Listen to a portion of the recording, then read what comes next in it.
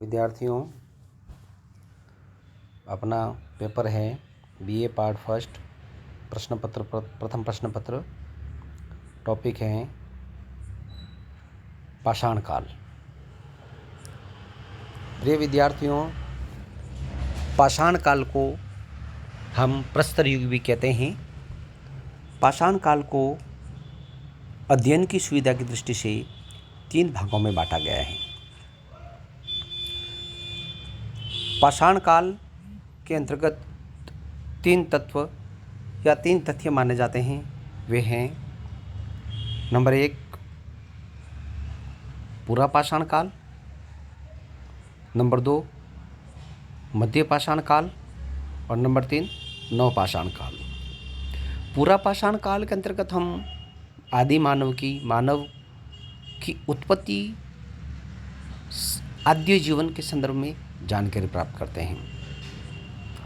पूरा पाषाण काल के अंतर्गत हम मानव की उस अवस्था का जानकारी प्राप्त करते हैं जो एक जैविक विज्ञान के संदर्भ में संक्षिप्त आभास करवाती है।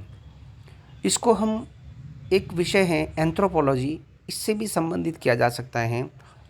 एंथ्रोपोलॉजी में जिस प्रकार से जीव की उत्पत्ति और किस प्रकार से मानव जीवन की उत्पत्ति हुई, उसके बारे में जो जानकारी मिलती है, ठीक उसी प्रकार की जानकारी हमें है वो प्राचीन काल के जो है वो पूरा पाषाण काल में मिलती हैं। जब हम मध्य पाषाण की बात करते हैं तो मध्य पाषाण काल में मानव ने अंतःक्रिया शुरू कर दी थी। एक होमोसेपियन अवस्था से मानव गुजर रहा था। अर्ध मानव जिसे क्या कह सकते हैं, उस प्रकार की परिस्थिति में आ चुका था। तो कहा जा सकता है कि मध्य पाषाण काल के अंतर्गत मानव में, हालांकि मानव एक स्थायी जीवन व्यतीत नहीं कर रहा था, लेकिन वह एक पशुवत प्रकृति की तरह जीवन व्यतीत करता था। उसने धीरे धीरे अपने शरीर के घास फूस की पत्तियों से अपने शरीर को उसने ढांकना शुरू कर दिया था। दूसरी बात यह है कि उसने इसी के साथ साथ हैं उसने अपने दैनिक जीवन के कार्यों की शुरुआत करने के साथ भोजन का जो कच्चा मांस, फल वगैरह खाना है, कंदमूल फल खाने की प्रक्रिया शुरू हो गई थी।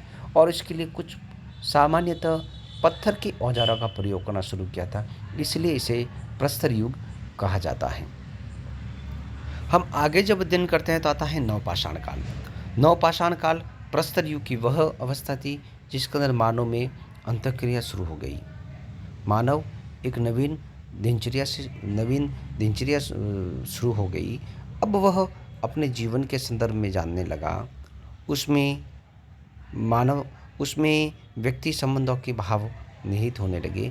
अब उसको ये पता चलने लगा कि मानव जीवन के मानव किस प्रकार से रहन सहन, उसका खाना पीना, ये सब जो सामान्य जो दिनचर्या हैं वे उसके अंतर्गत नवपाषाण काल में प्रदर्शित होती है।